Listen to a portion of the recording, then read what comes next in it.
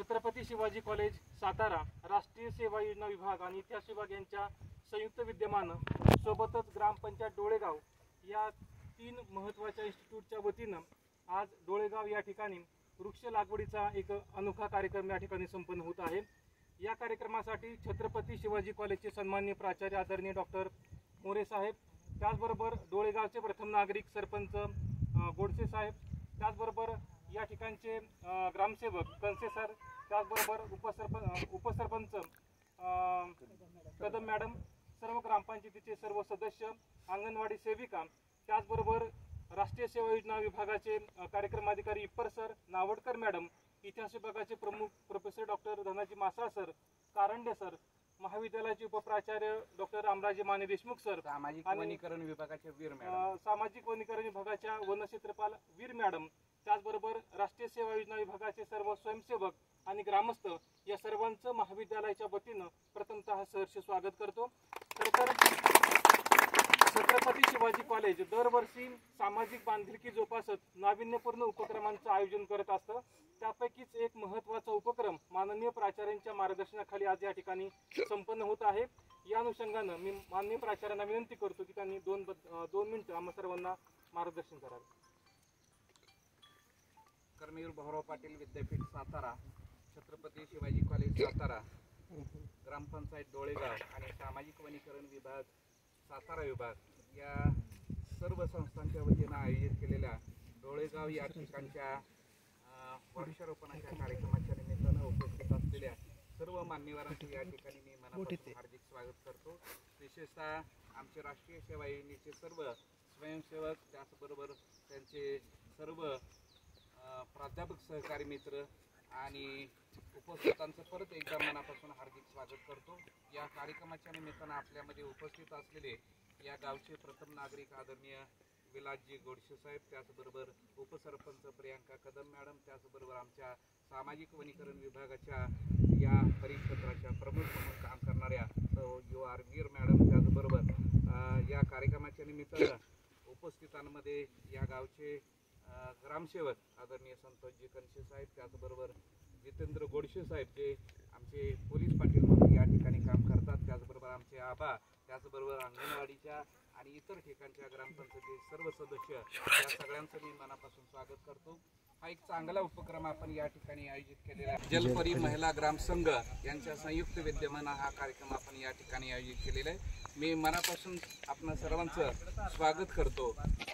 या निसर्गाच्या सानिध्यामध्ये आणि या परिसरामध्ये एवढी छान अशा प्रकारची वनराई आपण उभा करण्याचा संकल्प केलेला आहे किंवा प्रयत्न करताय, ही निश्चितपणाने महत्त्वाची बाब आहे। विशेषतः महिला वर्गाला या ठिकाणी मनापासून धन्यवाद देतो आणि मुलांना आणि मुलींना देखील धन्यवाद देतो, ग्रामस्थांना धन्यवाद देतो की आपण एका चांगल्या कामाची सुरुवात अशा पद्धतीने करताय।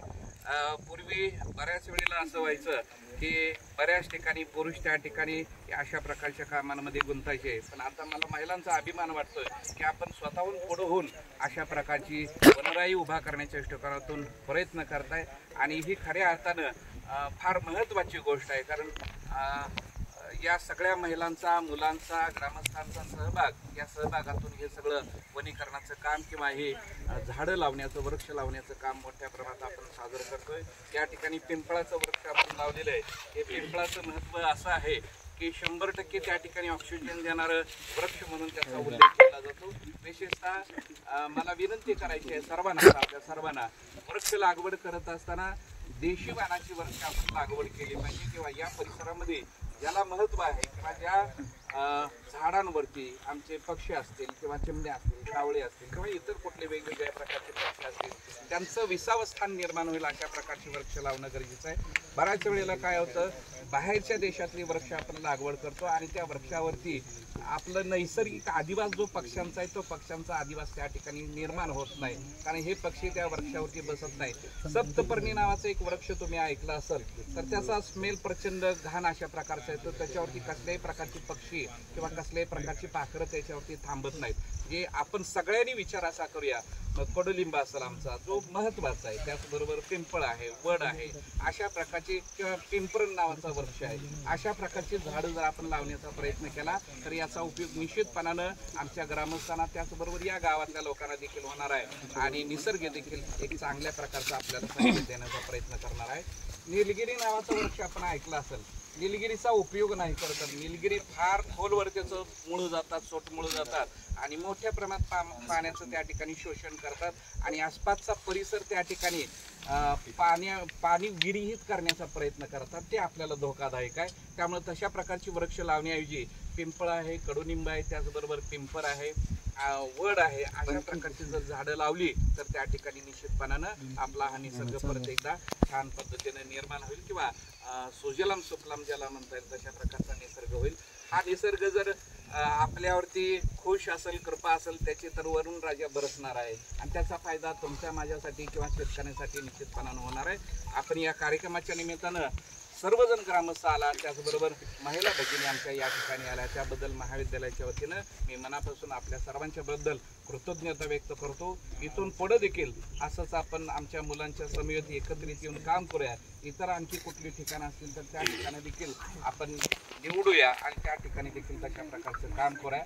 आम्ही आपल्यासोबत काम करत असताना मनापासून आम्हाला आनंद होतोय. परत एकदा आपणा सर्वांच्या बद्दल कृतज्ञता आणि आदराची भावना व्यक्त करून थांबतो.